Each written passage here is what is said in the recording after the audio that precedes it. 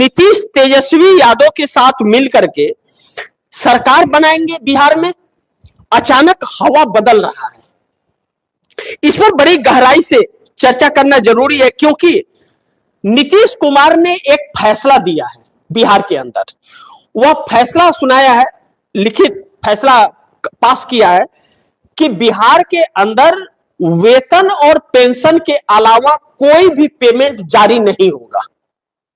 यह साफ आदेश जारी कर दिया है।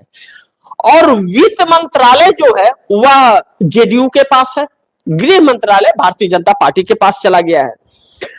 अब इसको इस बात के मद्देनजर भी इस पर गहराई में जाना जरूरी है कि पिछले दिनों खबर आया था, मैंने भी खबर चलाई थी कि बिहार का खजाना खाली है और वेतन देने तक के पैसे नहीं है और पेंशन देने तक के, यह बात निकल करके आई। लेकिन अब शराबबंदी को खत्म किया जा रहा है। जो शराबबंदी था, अब शराब बिहार में जम के मिलेगा और उससे भी सरकार को रेवेन्यू आएगा, अच्छा खासा रेवेन्यू आएगा। तो हल्का फुल्का नहीं, तकरीबन 30 से 35 करोड़ का रेवेन्यू, 30 से 35 हजार करोड़ रुपए का रेवेन्यू आएगा बिहार को। 30,000 करोड़ से लेकर 35,000 करोड़ तक का रेवेन्यू आएगा।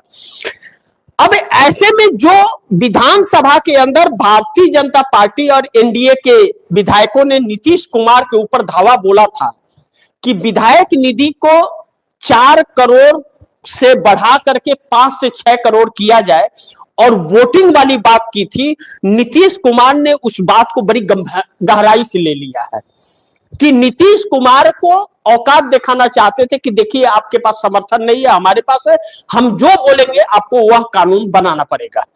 और नीतीश कुमार ने इनकार कर दिया। तो नीतीश कुमार ने यह फैसला सुनाया है कि कोई विधायक निधि नहीं, किसी भी चीज का फंड नहीं रिलीज होगा, सिर्फ वेतन और पेंशन होगा। इसके और दूसरा कारण भी है। इसका एक कारण और भी यह है कि पेंशन अगर नहीं मिला और तनख्वाह वेतन नहीं मिला तो बिहार में हंगामा हो जाएगा, लोग सड़कों पर आकर के खड़े हो जाएंगे। लेकिन फंड को रोक देंगे, विधायक निधि को और बाकी ठेकेदारों को प्रोजेक्ट के फंड को रोक देंगे तो वो सड़क पर नहीं आएंगे, वह कानूनी तौर पर, और सरकार के पास पैसे है नहीं। लेकिन इसको दूसरी तरफ एक तरफ और भी दिशा दी जा रही है कि यह इसलिए भी किया जा रहा है कि अब यहां पर स्टॉप कर रहे हैं नीतीश कुमार कि पैसा कोई किसी भी विभाग में नहीं जाएगा और वित्त मंत्रालय नीतीश के पास है ही। ऐसे में सरकार बदली जाएगी, उसके बाद भी कोई पैसा रिलीज होगा। यानी कि विपक्ष के साथ मिलकर के सरकार बनाने की कवायद बिहार में शुरू हो चली है, कदम आगे बढ़ चुका है। यानी कि जो राबड़ी देवी का आवास खाली कराने से रोका गया, एक सोची समझी रणनीति के तहत भारतीय जनता पार्टी के मंत्री का उस फैसले को धराशायी किया गया राबड़ी देवी की आवास खाली करने को, कि राबड़ी देवी उसी में रहे क्योंकि उन्हीं के साथ मिलकर सरकार बनाना है। अब इस बात को लेकर के भारतीय जनता पार्टी के अंदर हरकंप सी परिस्थिति मच गई है एनडीए गठबंधन के अंदर, क्योंकि नीतीश के बगैर एनडीए की सरकार बिहार में नहीं चल सकती किसी भी कीमत पर, और यह हर कोई जानता है। जब ऐसी परिस्थिति आकर के खड़ी हो गई है तो अब नरेंद्र मोदी की मुश्किलें बढ़ रही हैं। इसको एक कनेक्शन और भी जोड़ा जा रहा है जो बड़ी दिलचस्प है।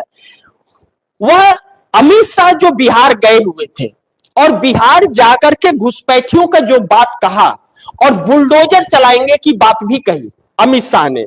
यानी कि सीमांचल का जो क्षेत्र बिहार का है, सीमांचल यानी कि पश्चिम बंगाल का और बिहार का बॉर्डर एरिया, मुस्लिम आबादी वहां पर ज्यादा है और मुस्लिम आबादी को ही टारगेट यह सरकार बना रही है। मुस्लिम आबादी को टारगेट बना करके घुसपैठिए का नारा बुलंद करके पश्चिम बंगाल के अंदर टारगेट और माहौल बनाने का एक नजरिया भी है। और अब अमित शाह सीएए एनआरसी पश्चिम बंगाल में कराना भी चाह रहे हैं। इन सभी चीजों के मद्देनजर जब अमित शाह ने नीतीश कुमार से मिलने का वक्त मांगा और वह गए हुए थे सीमांचल, तो अमित शाह को नीतीश कुमार ने मिलने का वक्त नहीं दिया, तो वह पटना नहीं आए, दिल्ली वापस चले गए। यह भी एक नाराजगी नीतीश कुमार की थी। अब घर किसके तोड़े जाएंगे? साफ है कि मुस्लिम वर्ग के तोड़े जाएंगे, और मुस्लिम वर्ग के तोड़े जाएंगे वह गरीब वंचित लोग हैं। यानी कि एक ऐसा उत्पात भारतीय जनता पार्टी कर रही है कि आपस के सौहार्द और भाईचारे में दरार डाल रही है, नफरत। और एक बात आप दर्शकों को और बता दूं कि आने वाले वक्त में भारतीय जनता पार्टी हिंदू मुस्लिम का कार्ड फिर खेलने जा रही है, क्योंकि इसके अलावा इसके पास और कोई रास्ता नहीं बचा हुआ है, क्योंकि चारों तरफ से यह सरकार फंस गई है अमेरिकी ट्रेड डील और एप्स्टीन के जरिए। तो ऐसे में भारतीय जनता पार्टी के लिए आने वाला वक्त भी बहुत मुश्किल भरा होने वाला है।